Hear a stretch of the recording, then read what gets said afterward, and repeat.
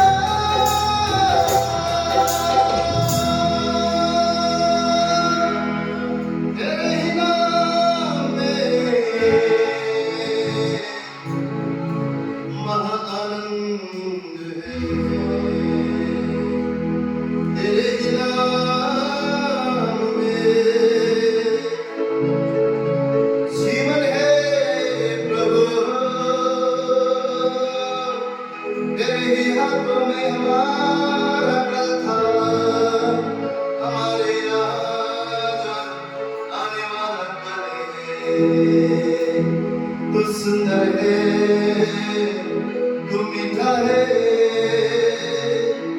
तू अति पवित्र है, तू ही जीवन का जल है, तू ही हमारा आनंद का कारण है। तेरे नाम में शांति है,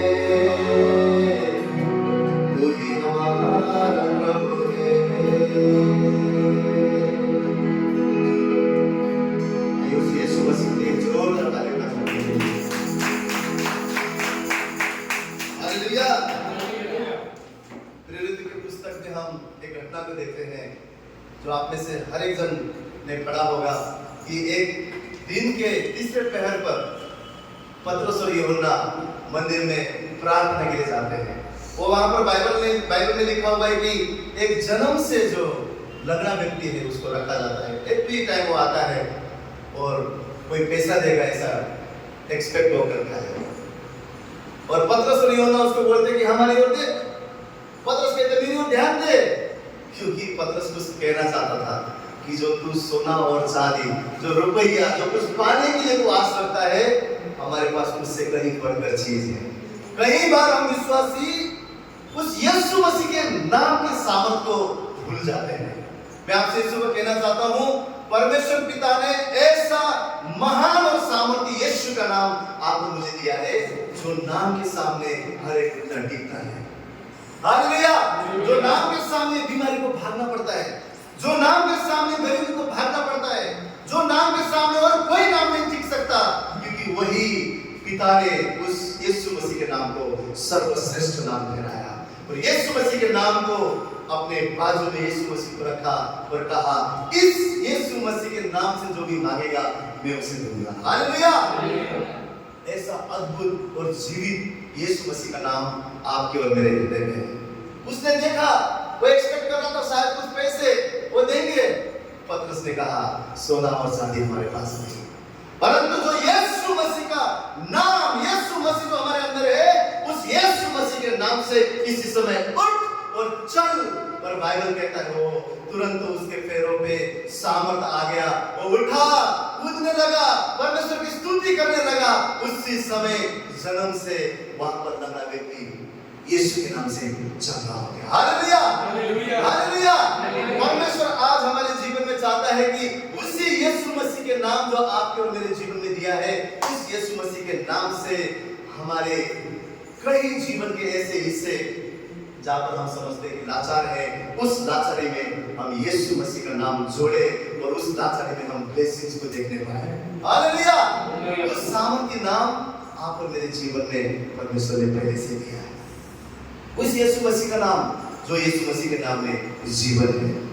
जब यीशु मसीह लाजरस मरा हुआ जगह पर पहुंचे तो मार्था ने क्या कहा, ये तो अभी पूरी तरह से सड़ चुका है।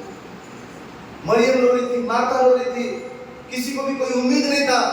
उन्होंने कहा हाँ प्रभु हम जानते हैं ये जो जीवित होने वाली बात है, ये बात की बात है। यीशु ने कहा अब भी विश्वास करेगी तो अब भी तो जीवन को देखेगी, और कहा हे लाजरस बाहर निकल के आ।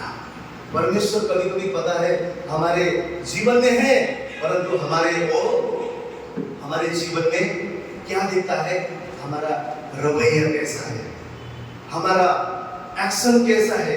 जब परिस्थिति विपरीत हो जाता है, जब समस्या आता है, जब चीजें हमारी विपरीत होने लगते हैं, तो परमेश्वर ये देखना चाहता है कि हम कितने ज्यादा फेथ में हैं, कि कैसा हमारा रवैया है। इस सुबह होने दीजिए जो यीशु मसीह आपके अंदर है, आपका रवैया ऊंची उड़ान उड़ने की हो, आपकी सोच बड़ी हो, आपकी ब्लेसिंग बड़ा है, आपका परमेश्वर महान है, आपका परमेश्वर सामर्थी है, आपका परमेश्वर छोटा नहीं, आपका परमेश्वर बड़ा है। आपका सपना बड़ा होना चाहिए यूसुफ के समान। हालेलुया।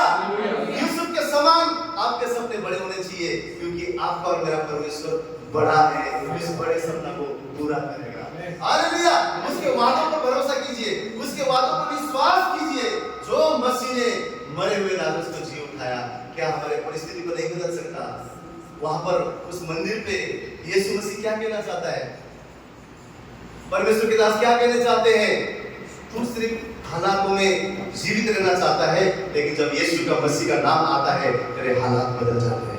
परमेश्वर केवल हालात बदलने नहीं परंतु जीवन बदलने आया है। वहां पर मैं देखता हूं, जब भी मैं वहां पर वचन को पढ़ता हूं, इतना आशा से भर जाते हैं वो वचन, क्योंकि बाइबल बोलता है कि उसके बाद लोगों ने आश्चर्य किया।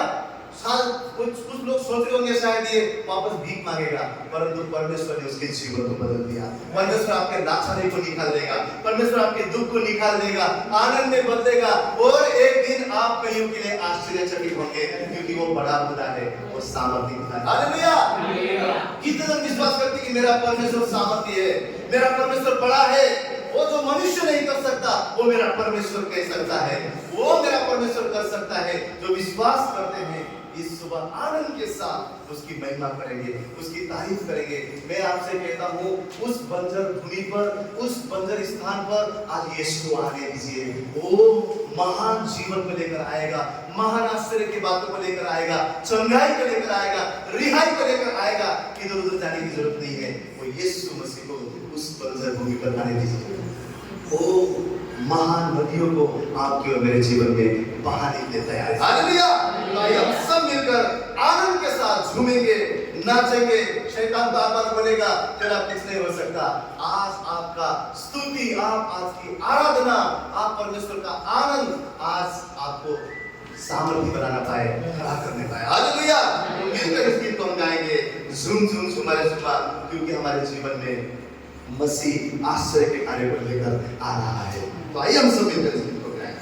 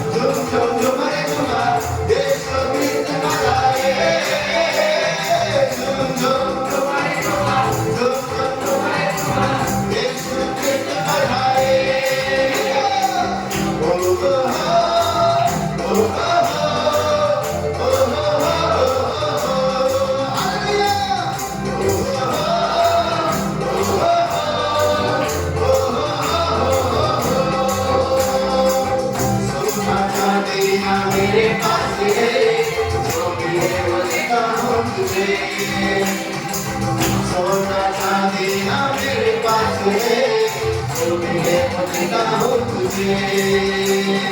उनका मेरे तो खड़े हो केवल यीशु के नाम से। झूम झूम झूमारे झूमा, झूम झूम झूमारे झूमा, यीशु कृष्ण मजा रे।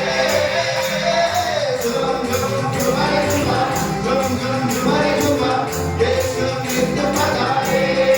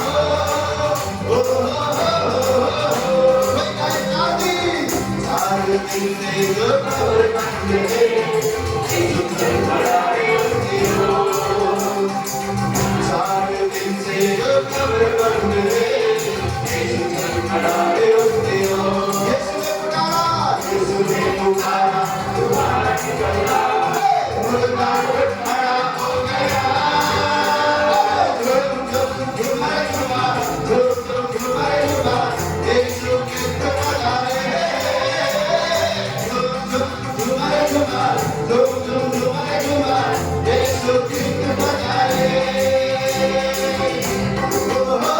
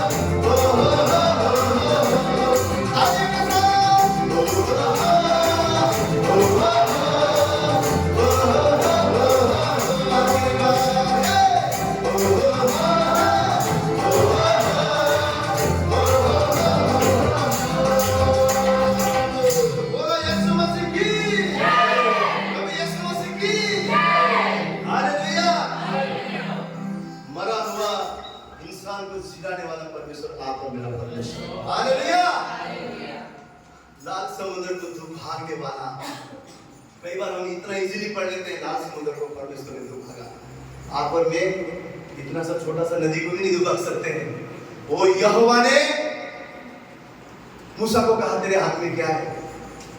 उसने बोला छड़ी है, उसे आगे कर।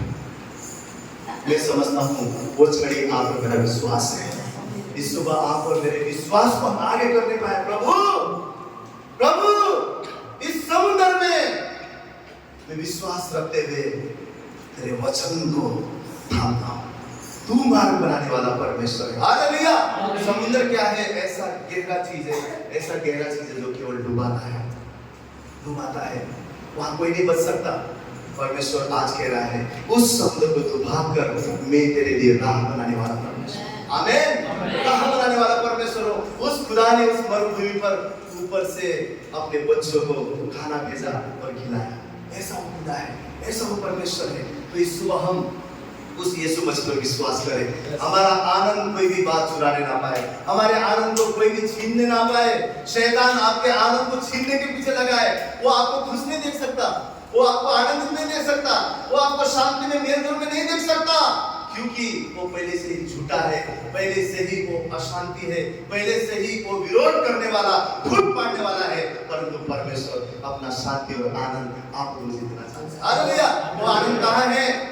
परमेश्वर के भवन में। वो आनंद कहाँ है? परमेश्वर की उपस्थिति में। वो आनंद कहाँ है? कलीसिया में। कलीसिया क्या है? आप और मैं है। जब हम जमा होते हैं यीशु के नाम से, जब हम इकट्ठा होते हैं, परमेश्वर कहता है वहां मेरी गुजरी है और वहां आनंद है। हालेलुया। तो ये सुबह हम इस गीत को गाएंगे जो बाइबल में एक वचन लिखा है कि जो परमेश्वर के भवन में रोपे जाते हैं वो फैलेंगे, फूलेंगे, वो फलेंगे। हमारा परमेश्वर के भवन में रोपा जाना जरूरी है। और आज परमेश्वर को धन्यवाद हो, हम सबको परमेश्वर ने मौका दिया। इस समय हम परमेश्वर में आनंदित होंगे और प्रभु से कहेंगे प्रभु ये मेरा जीवन मेरा नहीं तेरा है। मैं समर्पण करता हूँ इस जीवन से तेरी महिमा होने पाए। आइए हम सब मिलकर इस गीत को गाएंगे और परमेश्वर में आनंदित होंगे। मैं आपसे फिर से कहना चाहता हूँ अगर कोई हमारे आनंद को चुराता है तो हमारी ताकत को चुरा रहा है, हमारे सामर्थ को चुरा रहा है। इसलिए आज हम परमेश्वर में आनंदित हो जाएंगे, कोई भी बात की चिंता नहीं करेंगे, क्योंकि हमारा युद्ध हमारा परमेश्वर कर रहा है। आमीन। वो हमारे लिए कार्य कर रहा है और उसका प्याला हमारे ऊपर उमड़ कर फैलता बढ़ता जा रहा है, उमड़ रहा है। इस विश्वास के साथ हम इस गीत को गाएंगे। आइए हम सब मिलकर इस गीत को गाएं, आनंद की भरपूरी।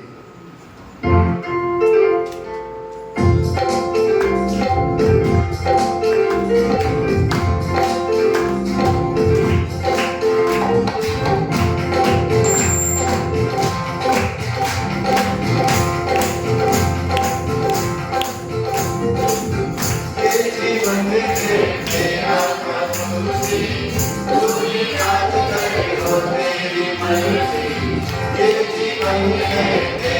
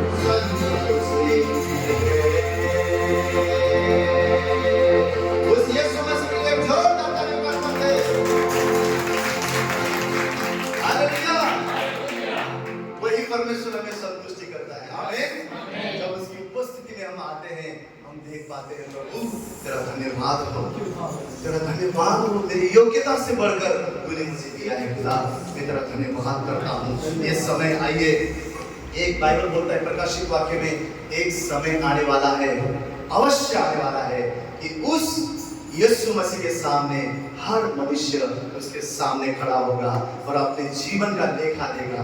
वो जीवन के पुस्तक खोला जाएगा। उस समय में हर एक जाति, बाइबल बोलता हर एक जाति उसके सामने खड़ा होगा। वो परमेश्वर न्याय करेगा। और क्या ही धन्य है जिसको उस खुदा ने चुना है। क्या ही धन्य वो मनुष्य है जो उस खुदावन की बात हो रहा है, जो अपनी तैयारी कर रहा है। इस संसार में कमी घटी होने के बावजूद भी, संकट में होने के बावजूद भी, कहीं सारे दुख विपत्ति में होने के बावजूद भी उस अपने परमेश्वर को देखकर विश्वास के साथ वो अपने जीवन को उस परमेश्वर के लिए रुका हुआ है कि मेरा राजा आएगा, मेरा परमेश्वर आएगा और मैं ऐसे जगह पे जाने वाला हूँ जहाँ का आनंद कभी कम नहीं होगा, जहाँ कोई दुख ना होगा। मेरे खुदावन के साथ मैं रहने वाला हूँ। वो परमेश्वर के सामने हजारों जुबान अंगीकार करेगा कि यीशु ही प्रभु है। वो यीशु कौन है? आपका और मेरा परमेश्वर है। हालेलुया। इस समय हमारे हाथों को उठाकर हम इस समय आराधना में जाएंगे। उस वध किया हुआ मेमना जो पवित्र है उसकी आराधना आत्मा और सच्चाई से हम करेंगे। आइए हम सब मिलकर उस परमेश्वर की भक्ति करते हुए इस गीत को गाएं।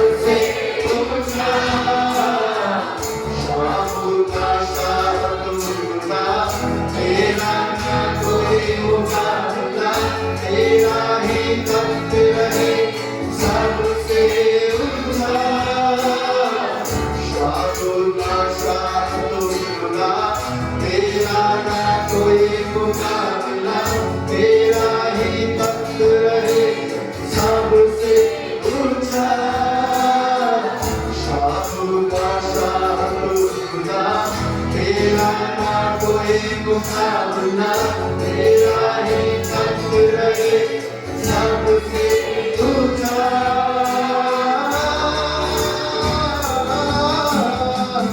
हजारों ज़माने आए, तेरा ही नाम दोहराए, देश को पवित्र है, केवल तू पवित्र है। हजारों ज़माने आए, तेरा ही नाम दोहराए, देश को पवित्र है। बताए सारी सृष्टि पर, सारी सृष्टि पर तेरा अधिकार, तू सजा दिया है प्रभु। तुझसे रखे, तुझसे आसमां, जग का तुम्हारे प्रभु। करते हैं सजदा करते हैं सजदा, इबादत होवे सदा। हजारों ज़माने आए, तेरा ही नाम दोहराए, देश तो पवित्र है, तू अति पवित्र है। हजारों ज़माने आए, तेरा ही नाम दोहराए, देश तो पवित्र है। हजारों ज़माने आए, तेरा ही नाम दोहराए, देश तो पवित्र है। कोई भी आराधना करते हुए, हजारों ज़माने आए, तेरा ही नाम दोहराए, देश तो पवित्र है।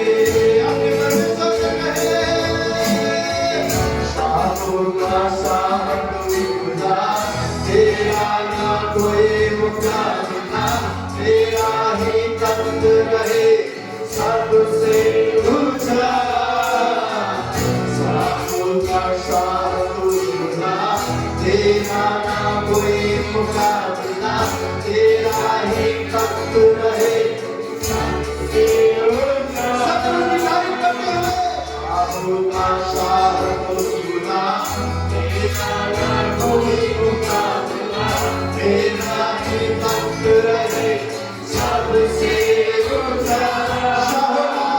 शाहों का शाह तू खुदा, तेरा ना कोई मुकाबला, तेरा ही तख्त रहे सबसे ऊंचा।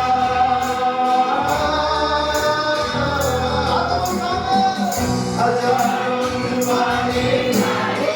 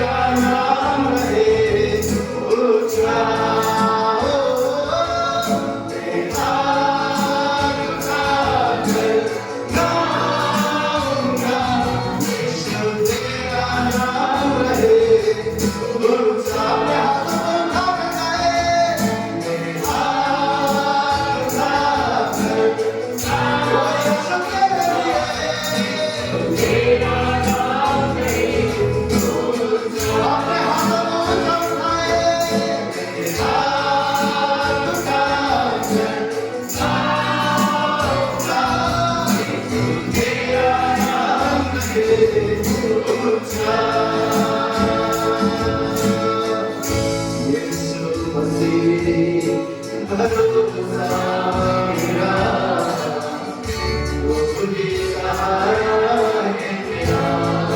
मुश्किल समय में, मुश्किल समय में प्रभु जी दिलासा, साथ रहेगा प्रभु सदा। ओ यीशु मसीह, यीशु मसीह, भरोसा मेरा, प्रभु जी सहारा है मेरा। मेरे मुश्किल समय में, मुश्किल समय में प्रभु जी दिलासा, साथ रहेगा प्रभु सदा। सब गए ओ करुणा बनाए तेरी, सदा रहेगी मुझ पर तेरी विश्वास योग्यता। देखूंगा मैं उम्र भर, मैं हाथ उठाकर गाऊंगा, यीशु तेरा नाम रहे ऊंचा, सबसे ऊंचा। मैं हाथ उठाकर गाऊंगा, यीशु तेरा नाम रहे ऊंचा। मौत से बचाया हमें, जीवन नया है ये दिया। नाम लेकर उठाया हमें, महिमा से मुझको भर दिया। कोई कहे मौत से, मौत से छाया हमें, जीवन नया है ये दिया। नाम लेकर उसे पुकारा है,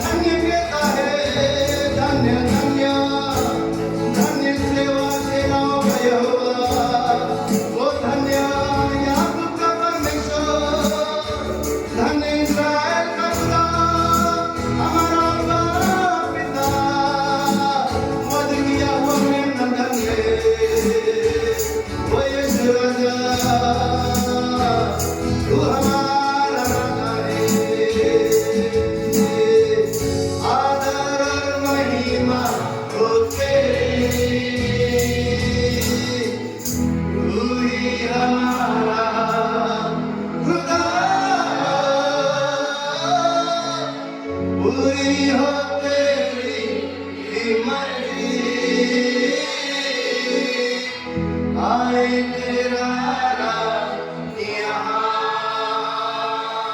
उसकी उपस्थिति में उससे कहे, प्रभु मेरे जीवन में मेरी नहीं परंतु तेरा राज आने पाए, तेरी हुकूमत आने पाए, तेरी मर्जी सिद्ध हो जाए।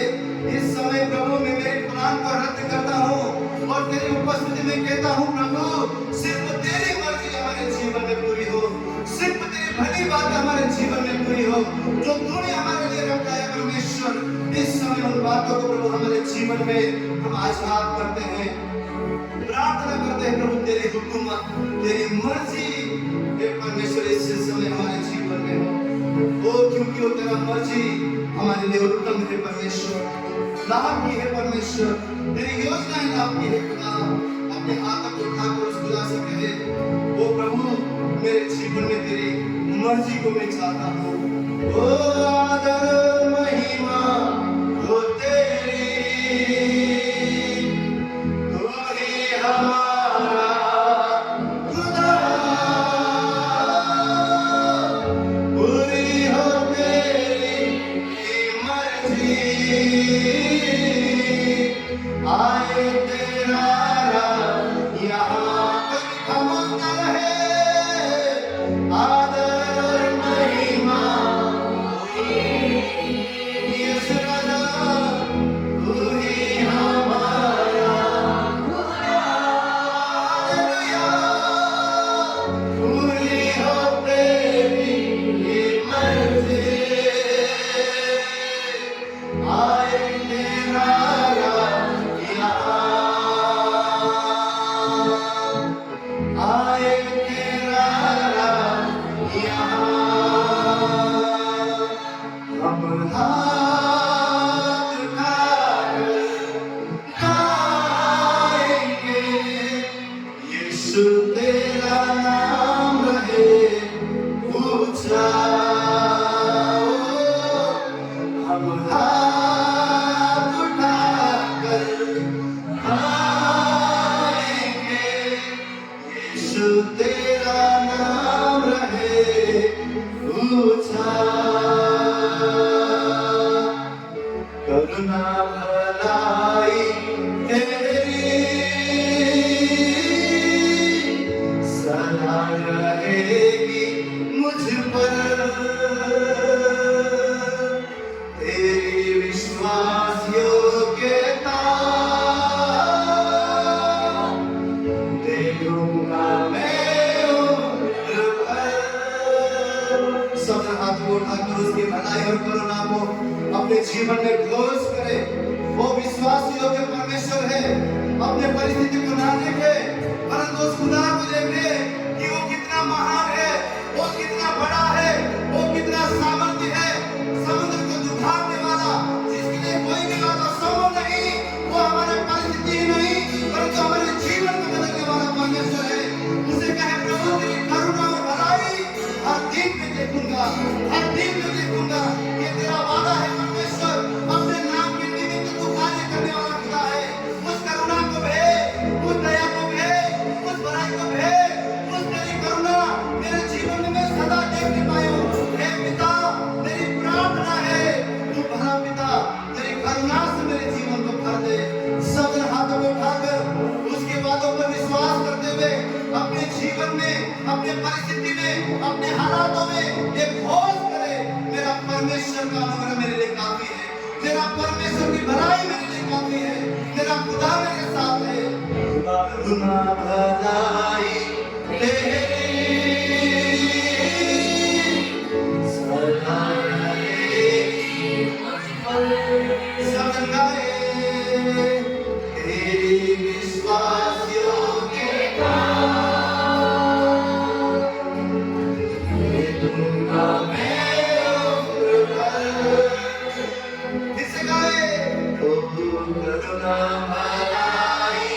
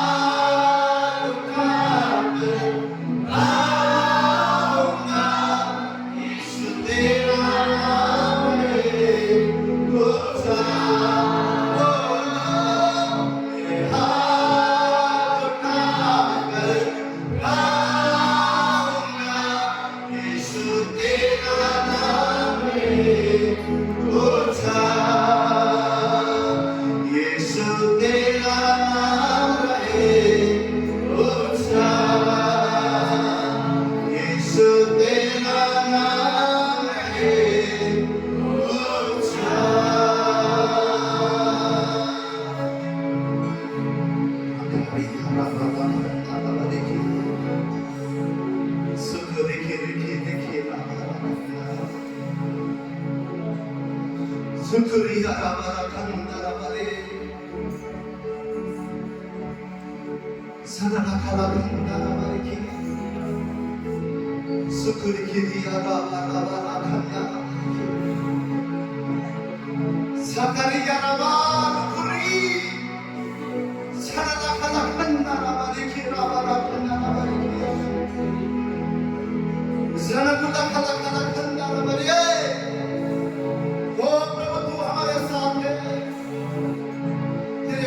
हमारे लिए परमेश्वर तेरा ताकत तेरा सामर्थ हमारे लिए जीवन भर तेरे करुणा और दया को हम देखेंगे।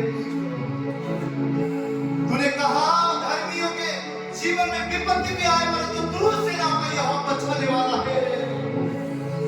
देख खुदा तेरे लहू से हम धर्मी है, तेरे कुर्बानी से हम धर्मी है, तेरे बलिदान से हम धर्मी हैं प्रभु। हमारे ऊपर खाबड़ मार्ग को समतल कर सीधा कर हम पर अनुग्रह कर परमेश्वर। तेरे नाम के निमित्त काम करने वाला तू वफादार है, तू ईमानदार है, तू सच्चा परमेश्वर है। खुदा हमारे जीवन को तेरे हाथ में लाते हैं, हम तो तेरी कब्जा हम प्रभु। मेरे सोचों पर तेरी कब्जा, मेरे जीवन पर तेरी कब्जा। संधा खड़ा खड़ा मैंने किया, वो गुरु के पहाड़ों पर तेरी कब्जा। ताकि प्रभु हर परिस्थिति में हमारा जीवन तेरी महिमा का कारण हो सके। हर हालात में प्रभु हमसे तू दिखने पाए। सुबह से लेकर रात तक हमारे जीवन से तेरी आराधना हो। कुछ भी हो जाए प्रभु, हम हाथ उठाकर तुझे धन्य कहते रहे, तेरे भाई को देखते रहे, तेरे करुणा को देखते रहे प्रभु। तेरे पास ही जीवन है, तेरे पास ही आनंद है, तेरे पास ही भरपूरी है। तो पतरस के समान हम कहते हैं हम तुझे छोड़ कहाँ जाए प्रभु। हमारे जीवन के अद्भुत योजना तेरे पास है परमेश्वर। हम तुझे ढूंढते हैं खुदा, तुझे ढूंढते हैं। हम हाथ उठाकर आएंगे, यीशु तेरा नाम रहे ऊंचा। हम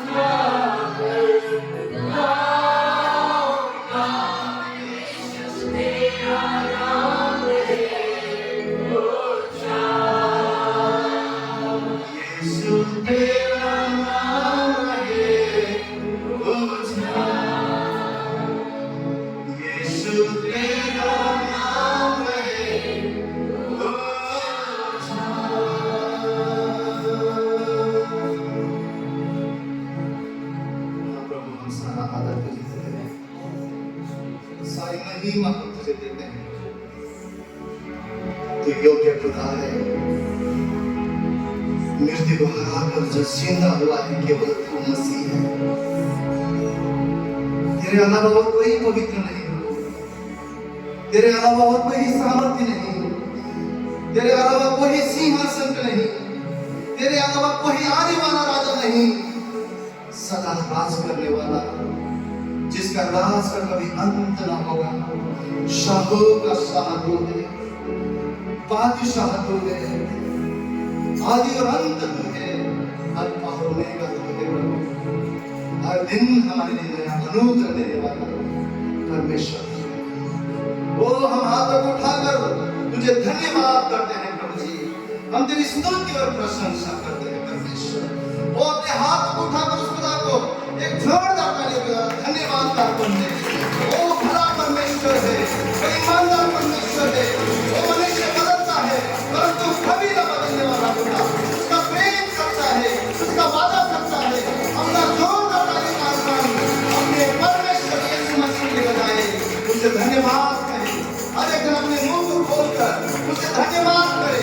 धन्यवाद पिता, धन्यवाद यीशु, धन्यवाद पवित्र आत्मा, धन्यवाद प्रिय परमेश्वर। धन्यवाद करते हैं प्रभु, धन्यवाद करते हैं प्रभु। वो भला है, भला ही रहेगा। वो अपने लोगों के लिए सदा तो भला है परमेश्वर। सारा आदर तुझे, सारी महिमा तुझे। इस प्रार्थना विनती को हमारा जीवित उद्धार करता प्रभु यीशु मसीह के पवित्र नाम से मांग के हर एक जन कहे आमीन, आमीन। एक जोरदार उत्तम ताली जो यीशु मसीह के लिए।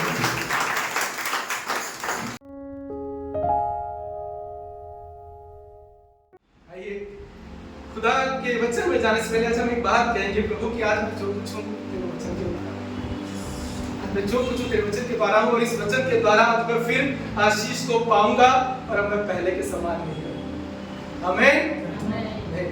हमने अभी कुछ दिन पहले ही गुड फ्राइडे और ईस्टर सेलिब्रेट किया हम सबने, और आज परमेश्वर ने फिर मुझसे जो बात की है वो क्रूस पर ही और पुनरुत्थान पर ही। परमेश्वर कहता है जो क्रूस है, जो पुनरुत्थान है, ये सिर्फ एक दिन का सेलिब्रेशन नहीं, ये हमारे जीवन में इस पुनरुत्थान का खुलना बहुत जरूरी है। जब यीशु मसीह ने गुड फ्राइडे के दिन, उस उत्तम शुक्रवार के दिन, जब उस क्रूस पर अपने प्राण त्यागे, वो पर्दा मंदिर का फट गया, बाइबल कहती बुड़ोल आया। और बहुत जरूरी है कि हमारे जीवन का ना ये पर्दा फटना बहुत जरूरी। वो पुनरुत्थान में यीशु जब कब्र से बाहर आया तो क्या हुआ? बाइबल कहती है, क्या हम पढ़ते हैं कि यीशु जी उठा, पर क्या यीशु सिर्फ खुद जिंदा होने के लिए आया? क्या खुद की मैं कब्र से निकला मैं जिंदा हो गया? वो कहता है कि अब जो मुझ पर विश्वास करेगा वो जीवन पाएगा। और ये जीवन हम तब देख पाएंगे जब वो पर्दा हमारे जीवन का फटेगा। इसलिए उस पर्दे का फटना बहुत जरूरी है, क्योंकि बाइबल कहती है आज भी बहुत से लोगों पर ये पर्दा पड़ा हुआ है। ये सुसमाचार का पर्दा पड़ा हुआ है, समझ का पर्दा पड़ा हुआ है। सिर्फ अविश्वासियों के लिए नहीं, आज बहुत से विश्वासियों में भी समझ का पर्दा पड़ा है। इसलिए सुसमाचार को सुनते हैं पर समझते हैं, इस पर चल नहीं सकते, क्योंकि वो पर्दा पड़ा हुआ है। आज हम प्रार्थना करेंगे खुदा कि आज इस वचन के द्वारा पर्दा फटने पाए और हम समझ पाए कि पुनरुत्थान का क्या मतलब है हमारे जीवन में, उस क्रूस का क्या मतलब है। क्योंकि हम सब अपने जीवन में अगर कई बार देखें तो जैसे पतरस ने जब कहा ना यीशु मसीह को कि प्रभु, जब उसने कहा कि मैं तुम्हारे लिए क्रूस पर मैं बलिदान होऊंगा, पतरस ने क्या बोला? मैं प्रभु तेरे साथ मरूंगा। और प्रभु तू कैसी बातें कर रहा है, मैं तेरे साथ मरने के लिए तैयार। हम कई बार हम भी ऐसे ही हैं, हम कई बार कहते हैं कि प्रभु के लिए मैं मरने के लिए तैयार हूं, पर यीशु मसीह ने कहा कि तू आज रात को मेरा इनकार कर। और आज परमेश्वर मुझसे आपसे कह रही है मेरे लिए मरने की जरूरत नहीं है, मैं चाहता हूं मेरे लिए तुम जियो। परमेश्वर मेरे को आपको कह रहा है मैं नहीं चाहता कि तुम मेरे लिए मरो, वो कहता कि तुम जियो क्योंकि मैं तुम्हारे लिए जीऊंगा। परमेश्वर मुझसे आपसे कह रहे हैं don't die for Jesus, live for Jesus. आज परमेश्वर मुझसे इसी विषय पे बात कर रहे हैं। उसने मुझे यही बोला, परमेश्वर कहता है कि आप ना बातें मत करो। पतरस की जगह पतरस बहुत बोलता था और उसको पता भी नहीं चलता था कि वो क्या बोले जा रहा है। वो बोल रहा है प्रभु मैं मरने के लिए तैयार हूं। तो आज ही मेरा इनकार करेगा। हमें ना बहुत बोलने की जरूरत नहीं है, कि मसीह के साथ मुझे बनने आज परमेश्वर कह रहे हैं मसीह जैसा तुम जीवन जियो। वो कह रहे जियो। यीशु का जीना सिर्फ यीशु का जीना नहीं था। इस संसार में अगर हम कई बार देखते हैं, कोई फिल्म अगर देखें, कोई फिल्म हिट हो जाती है बहुत।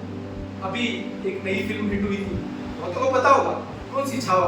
बहुत हिट हुई ना, बहुत वो कैरेक्टर और लोग वो कैरेक्टर को बहुत से लोग फॉलो करने लगे। ऐसे सिर्फ ये पिक्चर नहीं, जब पिक्चर कोई हिट होती है उस हीरो को सब फॉलो करने लगे। वो हेयर, वो स्टाइल, वो मेकअप सब करते हैं जवान, यूथ वैसे बातें करते हैं, वैसे तरीके से वो एक्टिंग करने लगते हैं। पर मैं आज आपसे एक चीज पूछता हूँ, वो पिक्चर जब हिट होती है, वो हीरो जब हिट होता है, क्या वो आपके जीवन के को बदलता है? क्या आपके घर में वो राशन प्रोवाइड करता है? फिर हम उसको फॉलो करते हैं। पर ये यीशु मसीह ना, जब ये कब्र से ये बाहर निकला, उसने कहा मैं जी उठा हूं, अब जो मुझ पर विश्वास करेगा मैं उसके जीवन में जीवन दूंगा। हमें ये बात अपने जीवन में समझनी है, हमें इस जिंदगी को जीना है। आज प्रभु मुझसे और आपसे कह रहे हैं मेरे लिए मरने की जरूरत नहीं है, मैं चाहता हूं कि मेरी सहभागिता में तुम जियो और उस जिंदगी को देखो जो जिंदगी मैं तुम्हें देने आया। क्या ही आनंद की बात है ना, जब हम मिलकर एक दूसरे के लिए आशीष बनते हैं, एक दूसरे के लिए प्रार्थना करते हैं, जब मिलकर हम सहभागिता करते हैं, ये आनंद कहीं और मिलेगा? आज परमेश्वर मुझसे आपसे कह रहा है बने रहो उसमें, मिलकर आराधना करो जीवन बदलेगा, मिलकर एक दूसरे के लिए प्रार्थना करो जीवन बदलेगा। एक दूसरे के लिए बात मत करो, गॉसिप करने से जीवन बर्बाद हो जाएगा।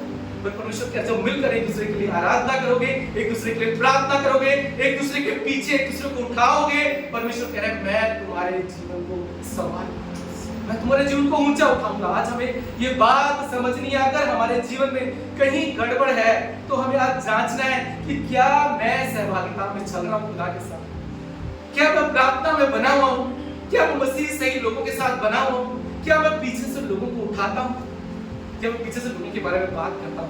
आज परमेश्वर मुझसे और आपसे कह रहे हैं, बाइबल में लिखा है जो दूसरे की बारी सींचता है उसकी बारी सींची जाएगी। तो मालूम है बाइबल में लिखा है जो दूसरे की बारी सींचता है उसकी बारी सींची जाएगी। और गलतियों की पुस्तक लिखी कहती है परमेश्वर ठट्ठों में नहीं उड़ाया जाता, जो तुम बोओगे वही तुम काटोगे। परमेश्वर ठट्ठों में नहीं उड़ाया जाता। परमेश्वर मुझसे और आपसे कह रहे हैं जो तुम बोओगे, इसलिए बहुत जरूरी है हमारा सही बीज बोना।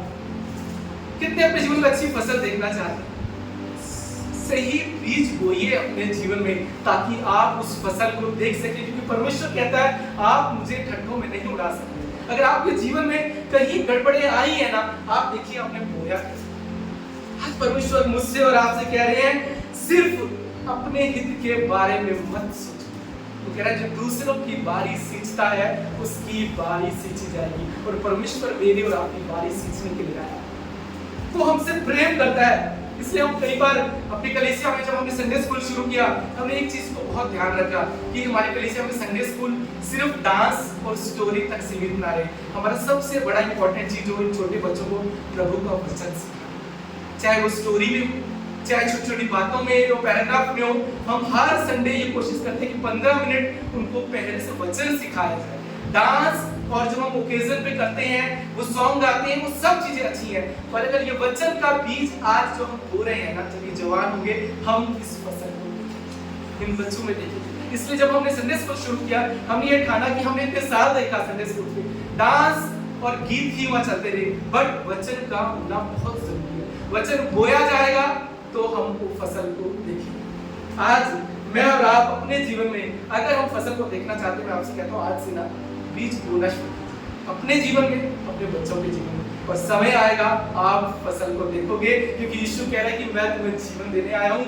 मैं तुम्हें जीवन को भी बहुतायत का, वो भी बहुत भरपूरी का जीवन देने आया हूँ। गुड फ्राइडे हमने मनाया, ईस्टर हमने मनाया, पुनरुत्थान हमने मनाया, पर आज परमेश्वर मुझसे आपसे कह रहे हैं कि मैं उस क्रूस से, मैं जब उस गुफा तक गया, जब मैं कब्र तक गया और कब्र से मैं बाहर निकला, और मैं जब बाहर निकला मैंने नहीं कहा कि मैं जी उठा हूं, स्वर्गदूतों ने कहा कि प्रभु जी उठा है। पर यीशु कहते हैं आप जो मुझ पर विश्वास करेगा, तुम अपने जीवन में उस जीवन को देखोगे जो जीवन मैं तुम्हें देने आया हूं। परमेश्वर मुझसे और आपसे कह रहा है, हम परमेश्वर का वचन एक खोलेंगे,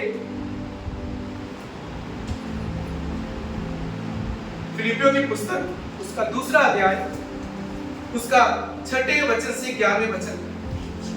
यहाँ पर हम देखते हैं कि यीशु मसीह जब इस धरती पर आए, हमने अभी देखा कि जब कोई फिल्म स्टार होता है, जब वो हिट होता है, जब कोई पॉलिटिशियन है, जब वोट मांगने आता है, तब वो जैसा होता है ना, वो अपनी बड़ी गाड़ी में आता है, वोट मांगता है, चले जाता है। आपके जैसा बनता नहीं, वो दिखावा करता है। कभी कभी कपड़े ऐसे पहनेगा वो पॉलिटिशियन आकर कि भाई मैं तुम्हारे जैसा है, पर यीशु मसीह ना मेरे और आपके जैसे बन गए।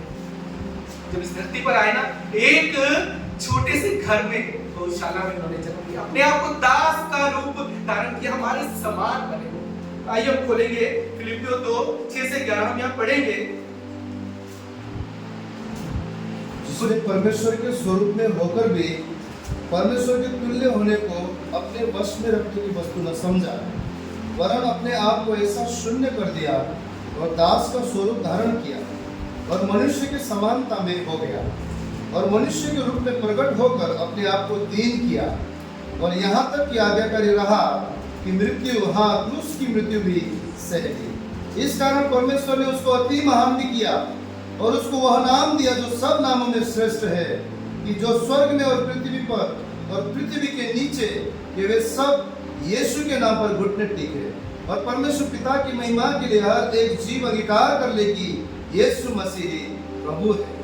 इसलिए हे प्रियो, जिस प्रकार तुम सदा से आज्ञा मानते आए हो, वैसे ही अब भी न केवल मेरे साथ रहते हुए पर विशेष करके अब मेरे दूर रहने पर भी डरते और कांपते हुए अपने अपने उद्धार का कार्य पूरा करते जाओ। यहाँ पर क्या लिखा है कि वो मनुष्य की समानता में बन गए, अपने दास का रूप धारण किया। बाइबल कहती है जैसे हम कई बार मुश्किलों से गुजरते हैं ना, हमको से कोई हमें नहीं समझता, तो उसको कह रहा है तुम्हारे हाल दर्द को मैं समझता हूँ क्योंकि मैं गुजरा हूँ।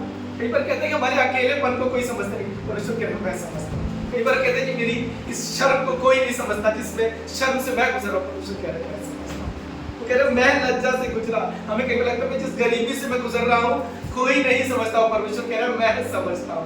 वो परमेश्वर आपकी शर्म को समझता है, आपकी गरीबी को समझता है, आपके अकेलेपन को समझता है। वो कहता है अब जो मुझ पर विश्वास करेगा मैं तुम्हारे जीवन मैं फर्क ला सकता हूँ तुम्हारे हालात में, तुम्हारी परिस्थिति में, पर तुम्हें मेरी ओर देखना होगा, मेरी ओर देखना होगा। वो कैसे बदलेगा? वो आया, वो कहता है कि मैं आया हूं तुम्हें जीवन देने के लिए, हर एक मनुष्य के लिए यीशु मसीह ने कहा। पर परमेश्वर कहता है जो मेरी ओर देखेगा, जो मुझसे उम्मीद करेगा, उसके जीवन को मैं बदल सकता हूं, उसके जीवन में मैं फर्क ला सकता हूं। मैं तो आपसे कहता हूं कि पुनरुत्थान, ईस्टर सिर्फ ईस्टर सेलिब्रेशन नहीं है, ये आपके जीवन में खुलना बहुत जरूरी है, ये प्रकट होना बहुत जरूरी है कि आपके जीवन को यीशु बदलने के लिए आया।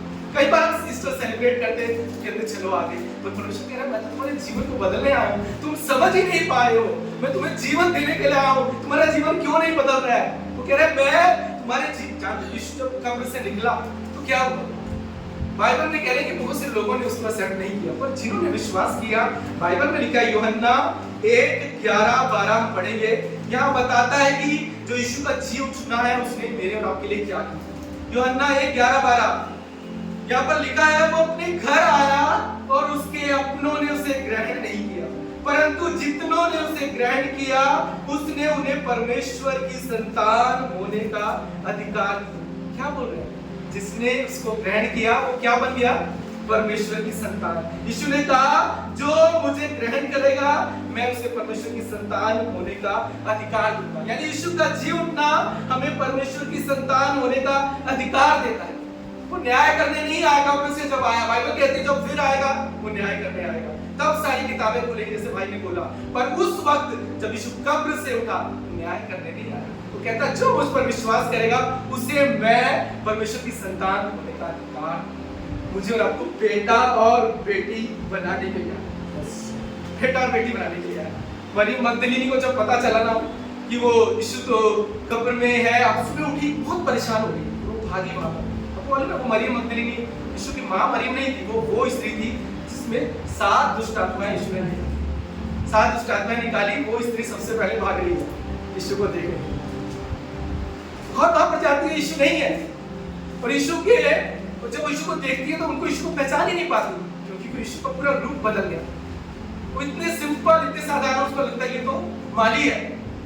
आपको मालूम है यीशु के जब यीशु को पकड़वाया गया गतसमनी के बाग में, वहां पर भी जब यीशु को पकड़वाने के लिए जब रोमन सिपाही आए, यीशु को पहचान नहीं पहचान पाए। इतना साधारण थे यीशु अपने चेलों के साथ, उनको पता ही नहीं चला कि यीशु कौन है। और क्या हुआ, कैसे पकड़ा उन्होंने, कैसे पकड़ा, जब उनका ही एक चेला उनको गले लगातार उनको छूता। यीशु इतने साधारण थे, इतने नॉर्मल थे कि वो लोग उसको पहचान नहीं पाए। जानते हो, हमारे ना जीवन के ना पहनावे से हम मसीह नहीं बन सकते। यीशु इतने साधारण थे, तुम्हारा चरित्र मसीह होना चाहिए। पर पहनावा कभी कभी हमें धोखा दे सकता है, लोगों को भी धोखा दे सकता है। पहनावे से धोखे, बहुत से लोग तो पहनावे से आप धोखा खा सकते हो। वो जो यहूदा था वो तो गले लगा, जो हो सकता है आपको कोई गले लगे ना, आपको कोई किस करे, वही आपको फंसा देगा।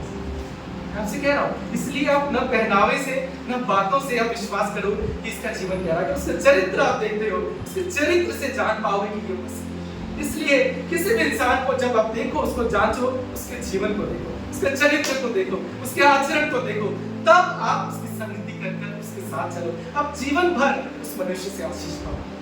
परमेश्वर मुझसे और आपसे कह रहे हैं कि मेरे जैसे बनो, मेरा चरित्र धारण करो। भाई जब ये फिलिपियों का ये जो पढ़ा, अभी हमने फिलिपियों 2:6 से 11, पर आपको 6 से पहले वाला अगर वचन पढ़ेंगे ना, फिलिपियों 2:5, तो यीशु मसीह क्या बोलते हैं? फिलिपियों 2:5, जैसा मसीह यीशु का स्वभाव था वैसा ही तुम्हारे भी स्वभाव हो। क्या बोले हैं?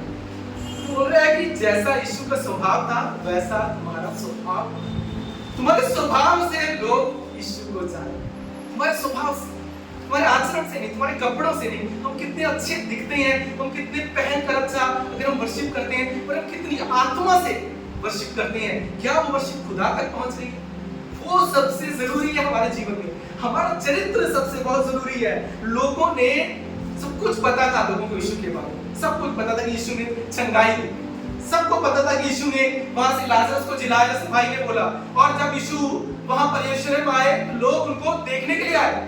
अरे ये वो आ रहा है जिसने लाजरस को जिलाया था, लाजरस भी इसके साथ आ रहा है। सब कुछ वो जानते थे कि ये चंगाई दाता है, फिर भी वो गवाही को देख रहे थे। पर जब चुनने की बारी आई तो कितनी बार हम सब की जिंदगी में ये होता है, ये बिल्कुल सच है। हमें पता होता है कि ये सही है, ये गलत है, हमें पता होता है, फिर भी हम गलत को चुनते हैं। कितनी बार सब कुछ मालूम होने के बाद भी हम गलत का चुनाव करते हैं। इसलिए सबसे जरूरी है हमारे जीवन में हमारा चुनाव। हमें सब कुछ पता होगा, हम मसीह की तरह बातें करेंगे, पर हमारा अगर चुनाव सही नहीं है ना, हम जीवन में आशीष को नहीं दे सकते। परमेश्वर कह रहा था मेरे पीछे चलो ना, तब ये जानो कि मैं तुम्हें जीवन देने के लिए आया हूं। मुझे तुम्हें चुनना पड़ेगा। यीशु कब्र से बाहर निकल आए हमें जीवन देने के लिए, पर आज बहुत सौ की जिंदगी में लोग उस कब्र के चारों तरफ ही चक्कर लगा रहे हैं, उनका जीवन नहीं बदल रहा है, क्योंकि वो कब्र में मरे हुए यीशु की तरह उनका जीवन है। वो ये कब्र की ओर देख रहे हैं। यीशु कह रहा है पीछे पलट कर देखो, मैं जीवन दे रहा हूं, मैं तुम्हें बदलने के लिए आया हूं। चुनाव सही करो, अपने आचरण को सही करो, मेरे जैसे बनो, मेरे जैसे तुम्हारा स्वभाव हो, तुम्हारा चरित्र हो। वो कहता है कि दूसरों की तुम बारियां सींचना सीखो। जिस दिन आप सीख जाओगे ना, अपने जीवन को बदलता हुआ देखोगे, अपने हालातों को बदलता हुआ देखोगे, अपने जीवन में फसल को देखोगे। कई बार अगर आप फसल अभी तक नहीं देख पा रहे, अब इस बात को नहीं समझ पाए कि यीशु क्यों मेरे और आपके लिए कब्र से, ये पुनरुत्थान क्या है? ये पुनरुत्थान का हमारे जीवन में खुलना बहुत जरूरी है। ये सेलिब्रेशन नहीं है, ये रेवलेशन है। इसका खुलना जरूरी है, पर्दे का फटना जरूरी है। अगर ये नहीं फटेगा तो आपके ऊपर से सुसमाचार का पर्दा पड़ा रहेगा। 10 साल, 20 साल, 30 साल आपका जीवन नहीं बदल पाएगा। मैं आपको बिल्कुल धोखे में नहीं रख सकता कि परमेश्वर भलाई करेगा। वो कह रहा है जो मेरी ओर देखेगा उस पर मैं करूंगा, जो मुझ पर नजर लगाएगा, जो मुझ पर विश्वास करेगा, मैं उसके जीवन को संवारूंगा। मेरा परमेश्वर मुझे और आपको संवारने के लिए आया और वो कहता मेरी और मैं जीवित हूं, मैं जिया। मैं कोई सेलिब्रिटी बनने के लिए जिया नहीं। यीशु ने ये नहीं कहा मैं जिया अब मेरी मैया को अब तुम्हें तालियां बजाओ। यीशु ने कहा मैं जी उठा हूं और कहता अब जो मुझ पर विश्वास करेगा उसके जीवन में मैं जीवन को देखूंगा। वो खुदा मुझे और आपको बदलने के लिए आया। कई बार हम कहते हैं यीशु को क्रूस पर मार दिया, यीशु का कत्ल हो गया। यीशु को किसी ने मारा नहीं है क्रूस पर, रोमी सिपाहियों ने उसे पकड़ा पर उसे मारा नहीं। बाइबल में लिखा है, यूहन्ना की पुस्तक खोलिए आप मेरे साथ, यूहन्ना 10 उसके 17 और 18 में लिखा है। यीशु कहते हैं मैं अपना प्राण देता हूं कि उसे फिर मैं ले लूं, और कोई उससे मुझसे छीनता नहीं, वरना मैं उसे अपने आप ही देता हूं।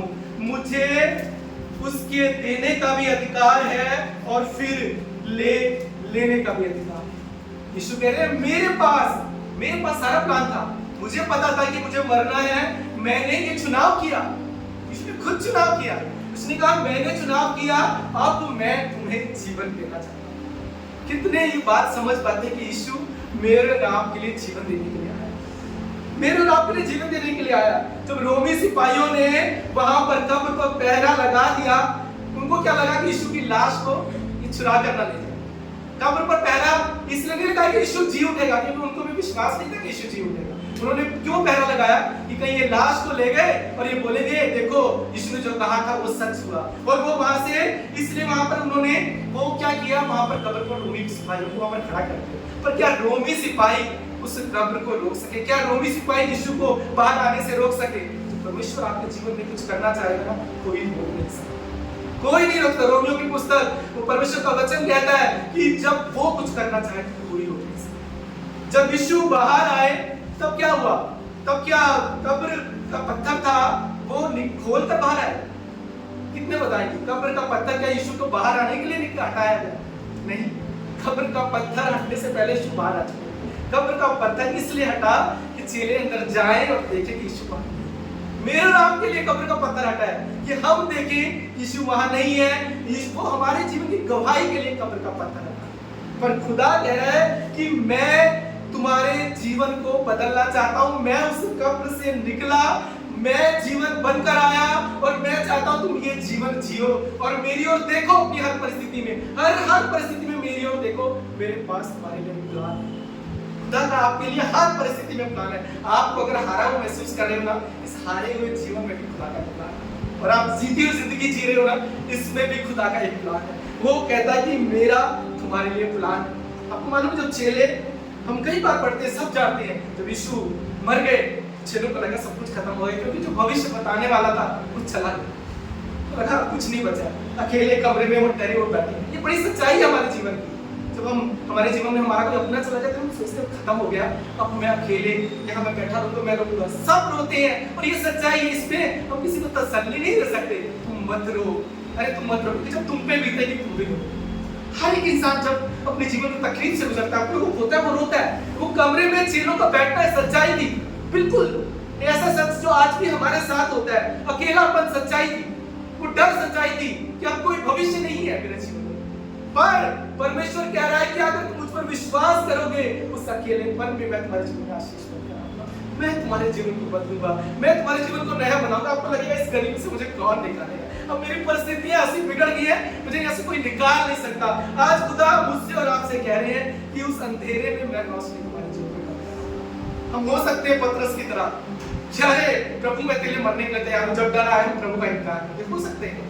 हम थोमा जैसे भी हो सकते हैं, प्रभु जब तक मैं देख ना लूं मैं कैसे विश्वास करूं तू है। हम बन जाते हैं, कई बार पतरस बन जाते हैं। हम बहुत बातें करते हैं, बड़ी बड़ी बातें करते हैं, प्रभु मैं तेरे लिए ये करता हूं, मैं तेरे लिए वो करता हूं, और जब मुश्किल आती है हम एकदम खुश हो जाते हैं। हम हैं, इंसान हैं, हम कई बार थोमा बनते हैं, और कभी कभी तो हम यहूदा इस्करियोत जैसे भी बन जाते हैं। अभी बोलेंगे ब्रदर नहीं पतरस ठीक है, थोमा ठीक है, यहूदा मत बोलिए। पर कितनी बार हम जिनको गले लगाते हैं और उनको ही धोखा देते हैं। हम कई बार बनते हैं, यहूदा इस्करियोत भी बनते हैं, जिसको गले लगाएंगे उसी को धोखा दे जाएंगे। तो इसलिए ये नहीं, हम इंसान हैं। इसलिए यीशु ने एग्जांपल दिए, बाइबल का पुनरुत्थान का हर एक वचन का अर्थ है हमारे जीवन, हर चीज को हमें समझना है। पतरस बनते हैं, कई बार बड़ी बातें करते हैं, मैंने ये करना है प्रभु के लिए, मैंने वो करना है प्रभु के लिए, पर जब हमारे जीवन में अपनी मुश्किलें आती है एकदम डरपोक और कोई आंसर। पर ये सच्चाई है, इसमें कोई ऐसा नहीं क्योंकि हम मनुष्य हैं। हम थोमा बन जाते हैं, प्रभु जब तक मैं ना देखूं तो कैसे विश्वास करूं। और वही थोमा भारत में आया और परमेश्वर के वचन को फैलाया पूरे एशिया में, खुदा का वचन, क्योंकि हम मनुष्य हैं। पर एक बात परमेश्वर कहता है कि जब तुम पतरस हो, चाहे तुम थोमा हो, चाहे तुम मरियम मगदलीनी हो जिसके अंदर से 7 दुष्ट आत्माएं निकाली गई थी, वो कहता है जब तुम मेरी ओर पलट कर देखोगे वो दौड़ती हुई चलेगी। थोमा और पतरस डर गए, वो इंसान थे, पर एक चीज थी उनके अंदर, वो खुदा से प्रेम करते थे और उसके वचन का आदर करते थे, इसलिए खुदा सबसे पहले उन लोगों को दिखाता है। मैं आपसे कहता हूँ कि आपके हर परिस्थिति में, हर मुश्किल हालात में परमेश्वर आपको दिखाई देगा अगर आप उसका प्रेम करते हो और आप उसका ठहर। वो आपके हालातों से आपको निकालेगा, वो कहेगा कि मैंने अपना आत्मा तुम्हारे अंदर दिया है, मैं तुम्हारे हर हालात में तुम्हें जिलाऊंगा, तुम्हें जीवन दूंगा, मैं तुम्हारे जीवन को हटाऊंगा, वहां से नया बनाऊंगा। पर ये सबसे बड़ा कड़वा सच है कि हम कई बार अपने जीवन में, अपने हालातों और परिस्थितियों में हम इतने डर जाते हैं कि हम कई बार परमेश्वर के भवन भी नहीं आते। मैं आपसे कहता हूं कि जब मरियम मगदलीनी ने क्या किया, जब वो उठी वो कब्र की ओर दौड़ी। जो परमेश्वर से प्रेम करते हैं ना, वो खुदा के भवन की ओर दौड़े। पर जो संसार में अपने आप को विश्वास करते हैं, वो कहेंगे अभी परमेश्वर के भवन में आने का मेरा समय नहीं है, अभी मेरा समय नहीं है, मैं घर में ही ठीक हूं, नहीं आएंगे। जो परमेश्वर से प्रेम करते हैं वो उसके भवन में दौड़ेंगे, वो उसकी आराधना के लिए दौड़ेंगे, वो भागी। जो भागेगा ना, मैं कहता हूं आशीष पाएगा। आप घर बैठकर आशीष मांगो, आप घर बैठकर बड़ी बातें करो, जीवन नहीं बदलेगा। ये इतना बड़ा कड़वा सच है, इसको हमें समझना है। जो खुदा से आशीष चाहता है, अगर वो प्रेम है, वो प्रेम तुम्हें विवश करेगा कि तुम दौड़े चले आओगे आराधना में। वो प्रेम विवश करेगा, तुम उसकी उपस्थिति में भागोगे, उसके भवन में भागोगे, उसकी सहभागिता में भागोगे। अगर आप नहीं भागते हो, अगर अंदर ये चाह नहीं है, तो ये देखिए कि आपके अंदर वो प्रेम आपको विवश नहीं कर रहा है, वो प्रेम नहीं काम कर रहा है। उस प्रेम को बजने दीजिए अंदर, उसको विवश करने दीजिए कि मुझे जाना है। कितनी बार आपकी फ्लाइट हो, जॉयस की फ्लाइट थी जब मुंबई से, कितने घंटे पहले चलेगी जॉयस, पता जॉयस? यहाँ से तो 2 दिन पहले ही चलेगी, है कि सब कुछ स्मूथ हो। मैं एग्जांपल दे रहा हूँ, पर हम परमेश्वर के जब भवन में भागना है, तब हमें नहीं पर हम लोग प्रेम विवश नहीं करना, इसका मतलब प्रेम काम नहीं कर रहा है, वो प्रेम पनप नहीं रहा। मरियम मगदलीनी वो दौड़ी, 7 दुष्ट आत्माएं निकली थी। आपको कोई 7 दुष्ट आत्माओं से निकला हुआ इंसान कहे ना प्रभु जी उठा, आप बोलोगे ये क्या बता रही है, इसमें तो 7 दुष्ट आत्माएं। आप उसकी अतीत की ओर जाओगे, वो कहता है मैंने उससे प्रेम कर, इसलिए मैं उससे मिलना चाहता हूँ। खुदा उनको अपने जीवन में अपने आप को उजागर करता है जो उससे प्रेम करते हैं।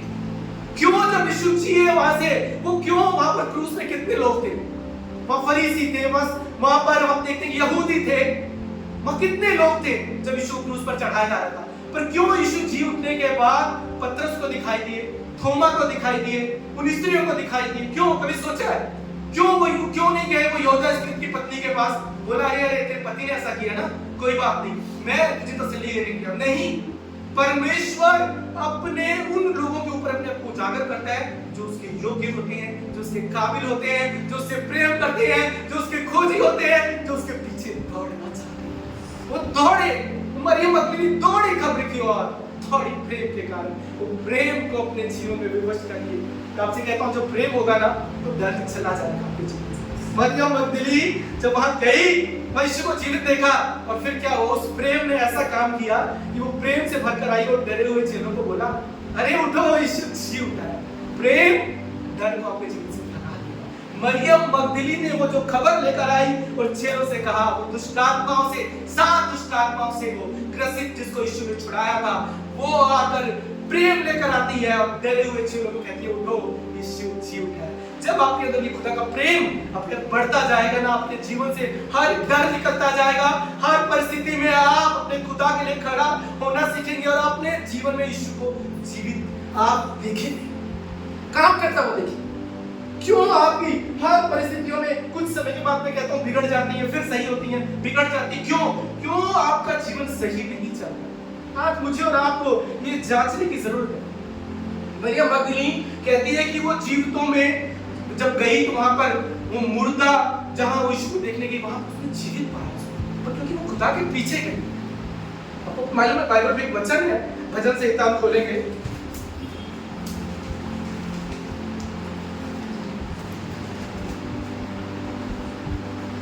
भजन संहिता 103 उसका 11वां वचन। जैसे आकाश पृथ्वी के ऊपर ऊंचा है, वैसे ही उसकी करुणा उसके डरवैयों के ऊपर प्रबल है। क्या लिखा है? जैसे आकाश पृथ्वी के ऊपर प्रबल है, इस वक्त बाइबल मेरे में लिखा है, और वैसे उसकी करुणा उसके डरवैयों के ऊपर प्रबल है। यानी धरती जहां भी होगी ना, आप ऊपर देखेंगे तो क्या दिखाई देगा? क्या दिखाई देगा? आकाश दिखाई देगा। पर अगर आप परमेश्वर के को जब भी स्वर्ग की ओर देखेंगे ना, वो करुणा आपसे झलकना, जब भी आप देखेंगे वो करुणा दिखाई देगी हर परिस्थिति में, हर हालात में। परमेश्वर कह रहा है मेरी ओर जो स्वर्ग की ओर देखेगा ना, वो अपने जीवन में करुणा को पाएगा। परमेश्वर उसी रात से कह रहा है कहीं भी हो इस स्वर्ग न तुम्हारे लिए खुला है। कहीं पर हमें लगता है कहाँ प्रभु को देखें, परमेश्वर कह रहा है ऊपर ऊपर। इसलिए प्रभु ने एग्जांपल दिया पृथ्वी आकाश के ऊपर, क्योंकि आकाश तो आप कहीं भी जाओ आकाश आपको दिखाई देगा। वैसे ही मेरी करुणा तुम सब के लिए बनी हुई है। पर वो कह रहा है जो स्वर्ग की ओर देखेगा उसके जीवन में वो करुणा आएगी। देखना आपको पड़ेगा। यही पुनरुत्थान का मीनिंग है। यीशु जब कब्र से बाहर निकल आए तो क्या हुआ? उन्होंने वहां पर क्रूस पर क्या बोला? यीशु आप बताइए। यीशु ने पहला जो वचन बोला क्या बोला? प्रभु इन्हें क्षमा कर, ये नहीं जानते। यीशु ने क्षमा सबको दी है।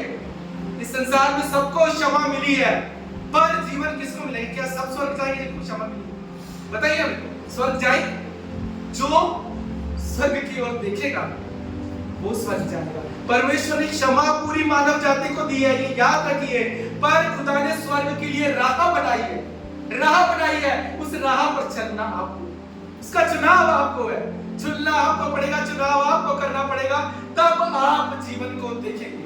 क्यों जीवन नहीं मिलता?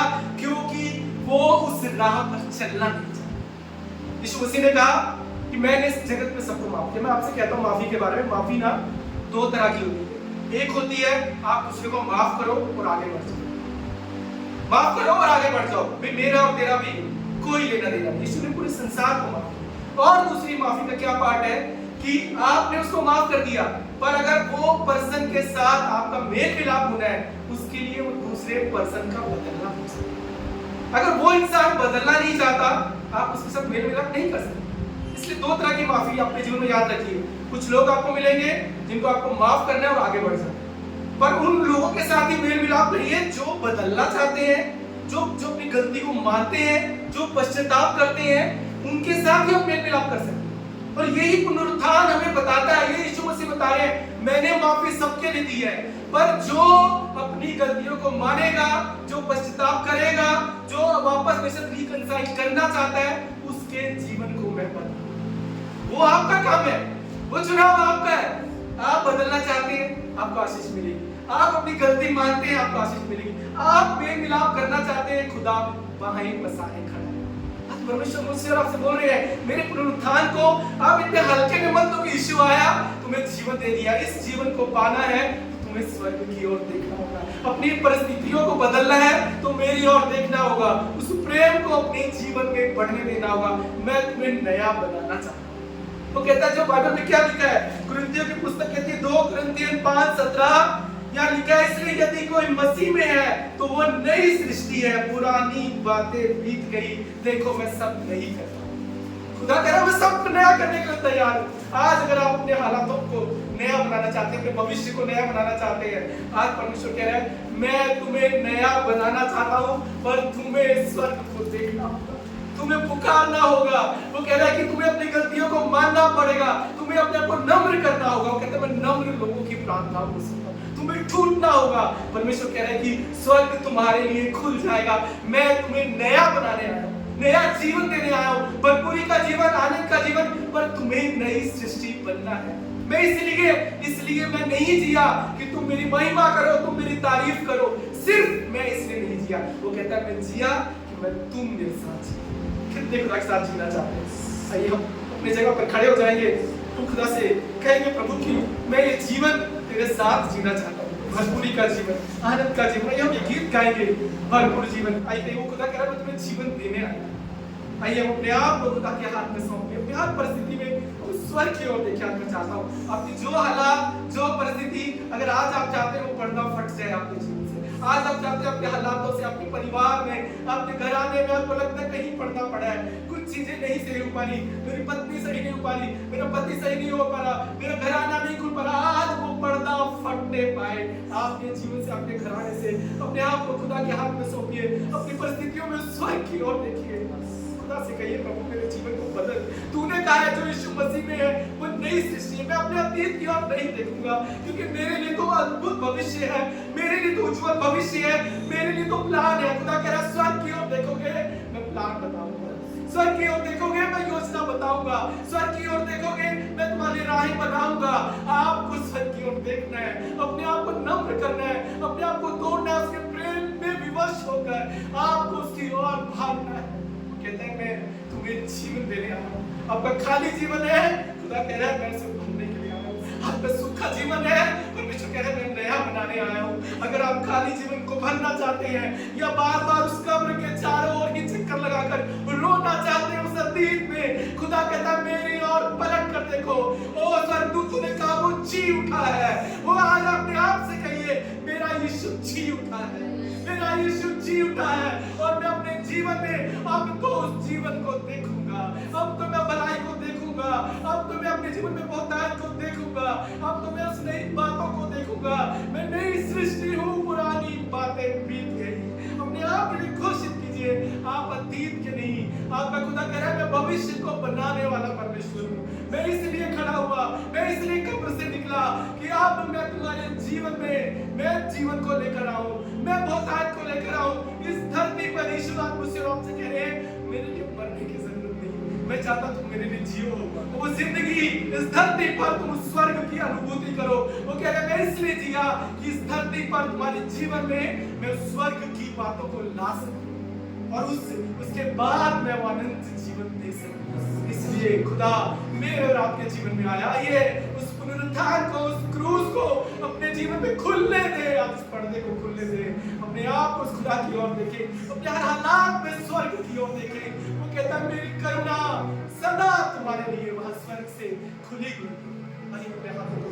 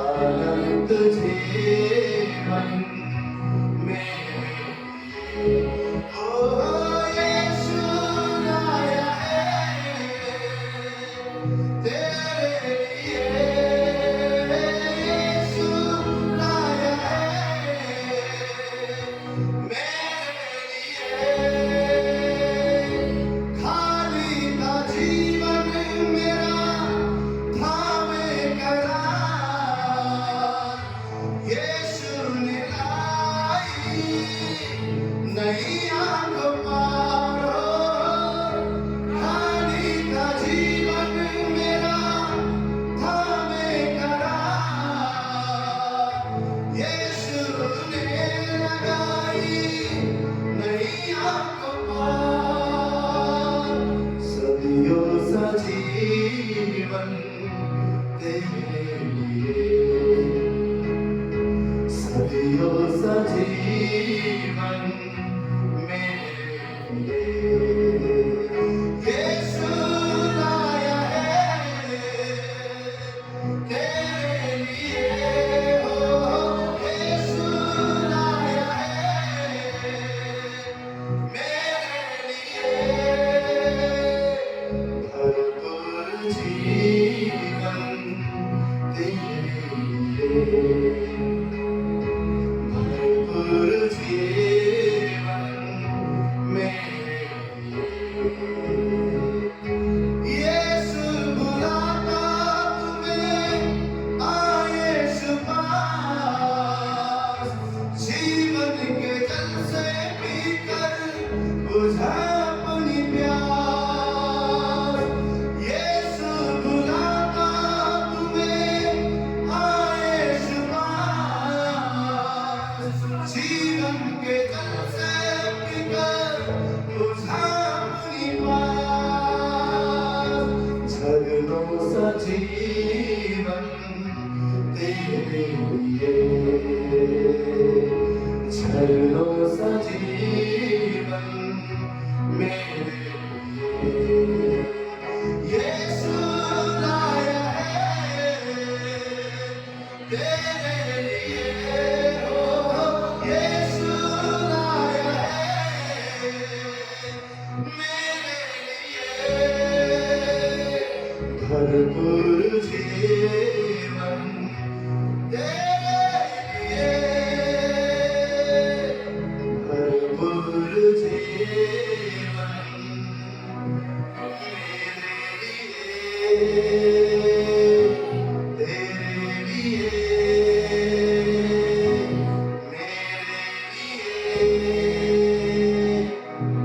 तेरे लिए।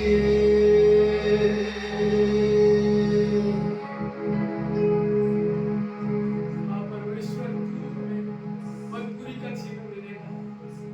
तो खुदा आज हम दुआ करते हैं प्रभु, उन्हें दे उस स्वर्ग की ओर सदा हम देखें जहाँ से तेरी करुणा सदा हमारे लिए, हमारे जीवन को संवारने के लिए तैयार हो।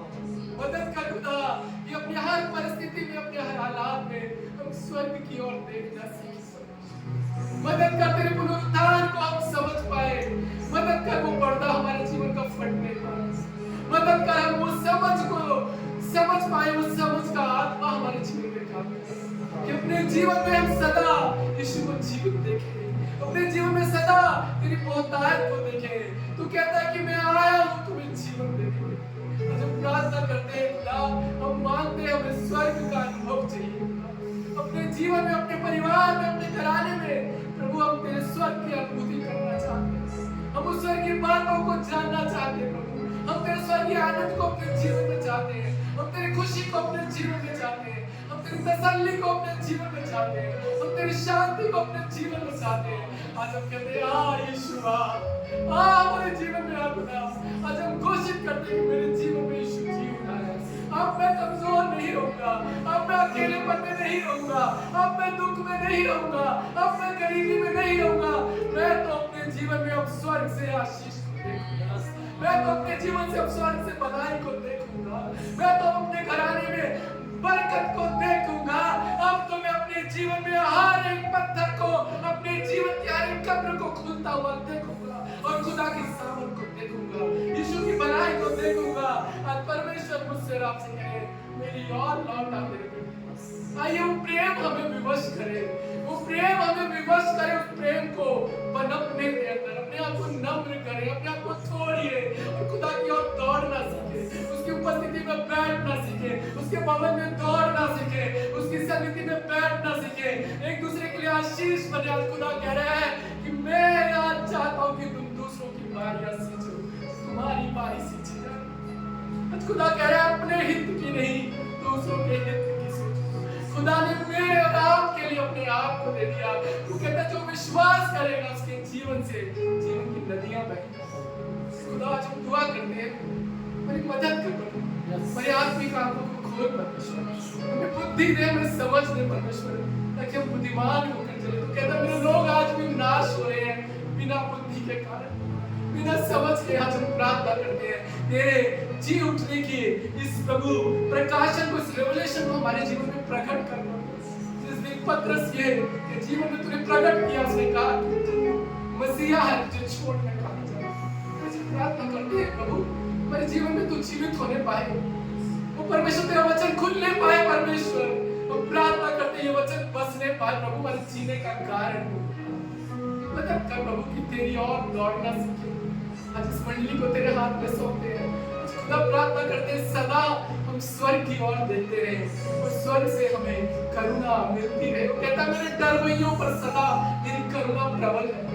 हम तेरे भय रखने वाले, तेरे से प्रेम करने वाले, तेरा आदर करने वाले, तेरे भवन का, तेरी उपस्थिति का, तेरे वचन का, तेरी आराधना का हम आदर करने वाले बने। हम दौड़े तेरी ओर। मदद कर परमेश्वर ताकि हम अपने जीवन में तेरी बहुतायत को देख सके, जीवन को देख सके जो जीवन को देने वाला है। शुक्रिया अदा करते हैं, सबको तेरे हाथ में सौंपते हैं। धन्यवाद देते प्रभु से बात करने के लिए, धन्यवाद देते तेरी महान उपस्थिति हमारे बीच में। शुक्रिया अदा करते हैं। हम एक बार फिर घोषित करते हैं, हम कहते हैं यीशु जी उठा है इसलिए अब मैं जीवित रहूंगा और मैं अपने जीवन में भलाई को देखूंगा। अब मेरे जीवन के हर एक मरे हुए क्षेत्र में मैं जीवन को देखूंगा क्योंकि मेरा प्रभु जी उठा है और मैं जीवन भर भलाई और करुणा को देखूंगा क्योंकि मेरे प्रभु की करुणा मुझ पर हुई, मेरे प्रभु की करुणा मुझ पर हुई। धन्यवाद देते हैं, सारी महिमा आपको देते हैं, आपके नाम को हर नाम से ऊंचा उठाते हैं। इस दुआ को यीशु के सामर्थ्य नाम से आमीन आमीन। आइए अपने प्रभु के लिए हम जोर